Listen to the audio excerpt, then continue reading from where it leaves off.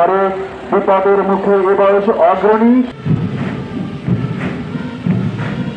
আগামী ত্রয়োদশ জাতীয় নির্বাচন অবাধ, শান্তিপূর্ণ ও উৎসবমুখর পরিবেশে অনুষ্ঠানের লক্ষ্যে বাংলাদেশ আনসার ও গ্রাম প্রতিরক্ষা বাহিনী গত বছর আগস্ট মাস থেকে সুপরিকল্পিত ও সমন্বিত প্রস্তুতি গ্রহণ করে আসছে।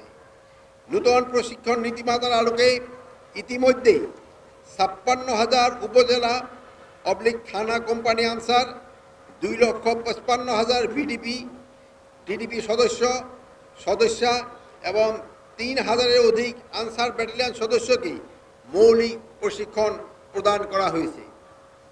একই সঙ্গে নির্বাচনী দায়িত্ব পালনের উদ্দেশ্যে প্রায় ৪.৫ লক্ষাধিক সদস্যকে SDMS সফটওয়্যারের মাধ্যমে তালিকাভুক্ত করা হয়েছে।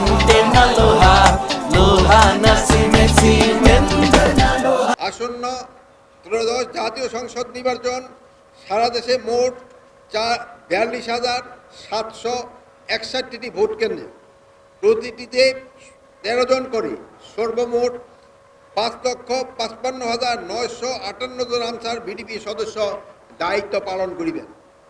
প্রতি ভোট কেন্দ্রে নিয়োজিত ১৩ জন সদস্যের মধ্যে থাকবেন ৩ জন অস্ত্রধারী, ৬ জন অস্ত্রবিহীন পুরুষ সদস্য এবং ৪ জন অস্ত্রবিহীন নারী সদস্য। এবং অতিরিক্ত নিরাপত্তা ব্যবস্থার অংশ হিসেবে প্রতি কেন্দ্রে নিয়োজিত ৩ জন অস্ত্রধারী সদস্যের মধ্য থেকে একজন নির্বাচনকালীন সময়ে প্রিজাইডিং অফিসারের সঙ্গে সার্বক্ষণিক দায়িত্ব পালন করবেন। সারা দেশে ১,১৯১টি আনসার ব্যাটালিয়নের স্ট্রাইকিং ফোর্স টিম মোতায়েন থাকবে।